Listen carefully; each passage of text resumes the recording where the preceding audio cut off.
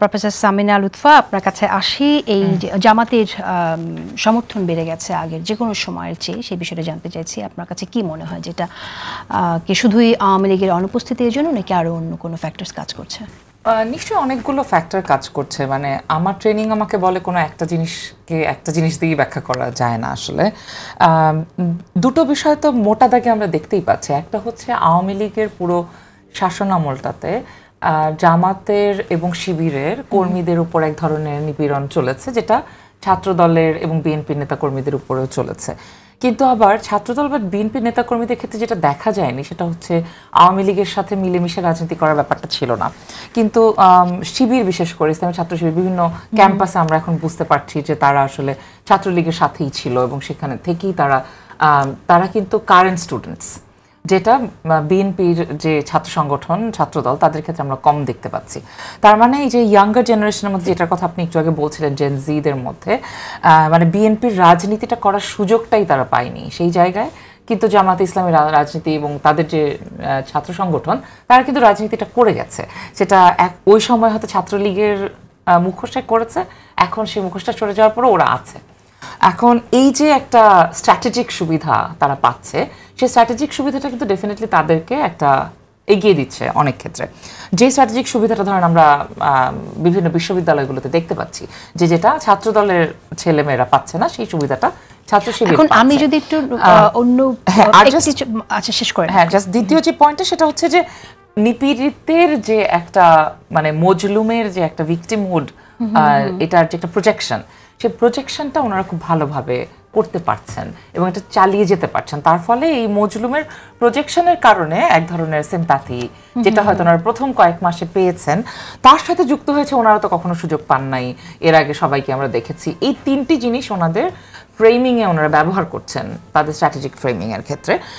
সেটা আমি ওনাদেরকে বলবো, সেই ক্ষেত্রে আমার বলার আছে যে রাজনীতি, বিশেষ করে নির্বাচনী রাজনীতি তো ফ্রেমিংয়েরই খেলা। সুতরাং ওই খেলাতে অন্যান্য রাজনৈতিক দলগুলোর আসলে they have to open their game, কারণ এই খেলায় তো তাদেরকেও আসতে হবে। এক হয় যে যেটার প্রসঙ্গ আপনি বলছিলেন যে নির্বাচনটা হবে কি না, এটা নিয়ে প্রশ্ন হচ্ছে ইত্যাদি ইত্যাদি, ওই জায়গাটা যদি না থাকে তাহলে কিন্তু আসলে নির্বাচনের ট্রেনে কিন্তু আমরা উঠে পড়েছি।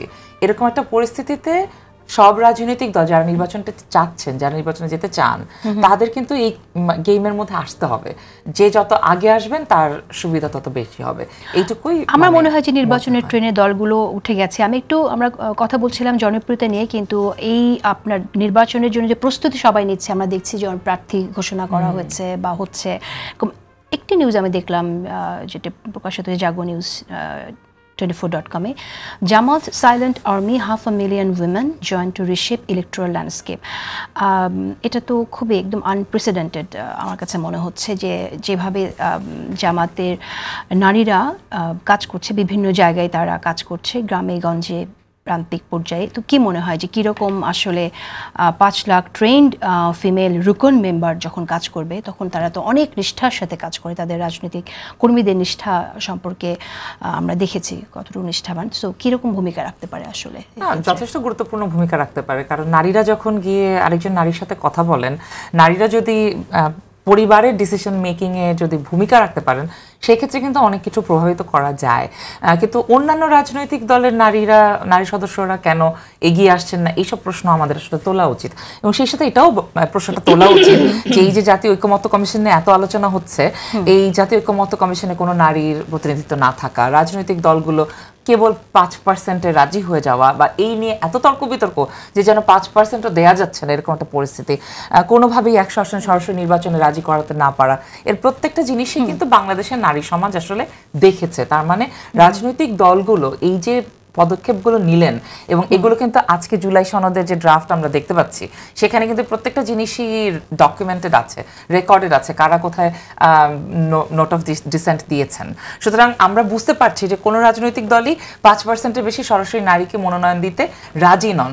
এটা কিন্তু বাংলাদেশের নারী ভোটারদের জন্য অত্যন্ত গুরুত্বপূর্ণ একটা কি বলবো তথ্য, যেটা আমি মনে করি বাংলাদেশের নারী ভোটাররা যখন ভোট দেবেন এই কথাটা মনে রাখবেন তারা আসলে। সো এই জায়গাতে আমি মনে করি যে নারী ভোটারদেরকে ব্যবহার করার যে স্ট্র্যাটেজি ওনারা নিয়েছেন, নারী ভোটাররা আসলে তো বাংলাদেশের 50 ভাগের বেশি